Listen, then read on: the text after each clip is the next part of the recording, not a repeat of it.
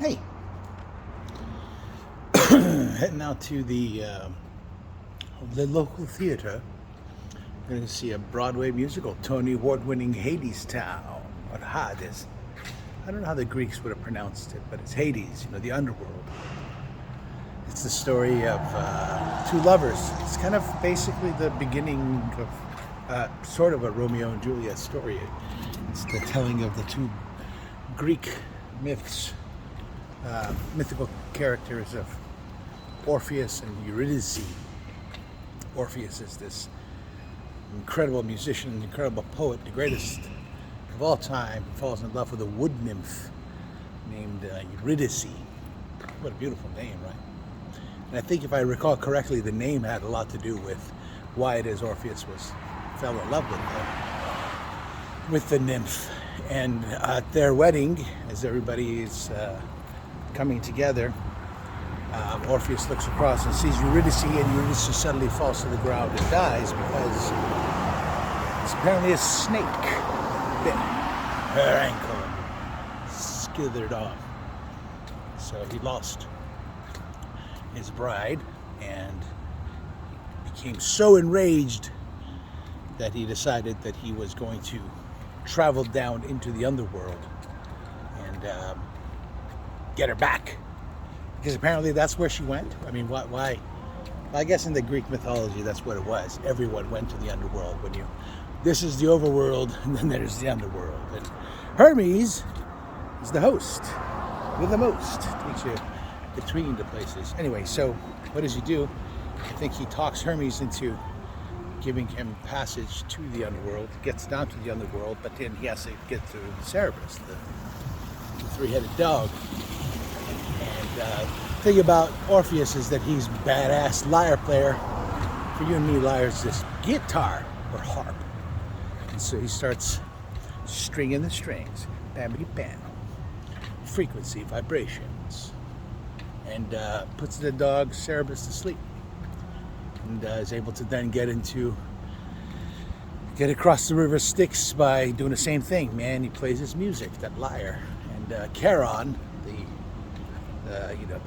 guy who rows across the river Styx, thinks the song is badass. Just a rocker, a banger, I think is what they refer to nowadays. And so he gives him safe passage across the river Styx, no charge. And so then Orpheus gets there to Hades and sees Hades and Persephone, the rulers of the underworld, and says, yo, listen, me, Eurydice, we got to get together again. He starts playing music again. And Persephone's into it, Hades not so much. Hades like, okay, great, yeah. And then what? What else you got? What have you done for me lately? So Orpheus tells the story. He says, hey, look, Bubba, we're all going to be here anyway. What do you say?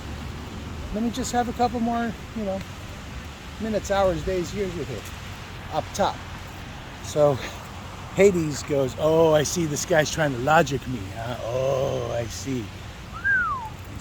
Poor little Orpheus. He thinks he's going to outdo the gods, huh?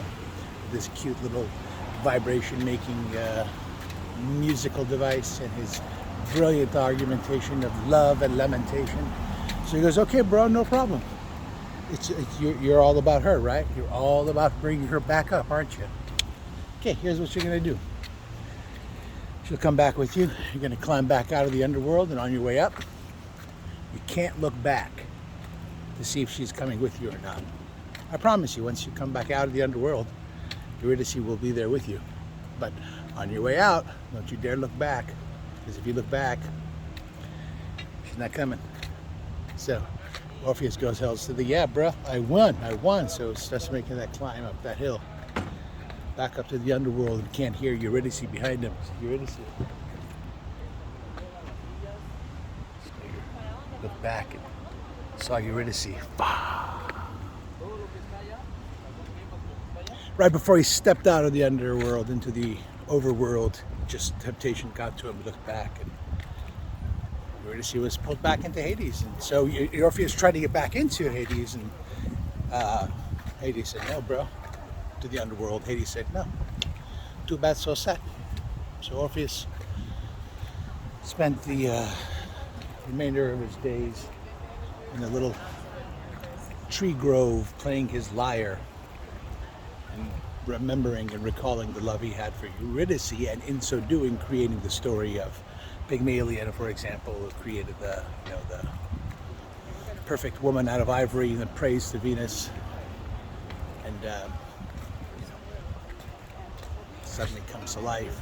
And then the story of Venus and Aphrodite. And so the idea is then that Orpheus, because he lost his wife, or lost his love, wrote all of these love songs, these love stories, using his lyre, sitting in this wooden grove. But then there were these women. Why are there always women that are the bad guys? I think they were called the Meniads, the Miniads, I don't know. Try to look it up. But they were these like women of the forest that would listen to him play, and they loved his music, and they loved to hear his poetry, and they were so upset that a person who could love so hard didn't love them. So they said, you know what we're going to do? We're going to fix this problem by killing him. So they went ahead and got and slashed Orpheus to pieces. And that's the end of the love story. Now, let's see how it turns out in a Broadway musical. Yeah. We'll see.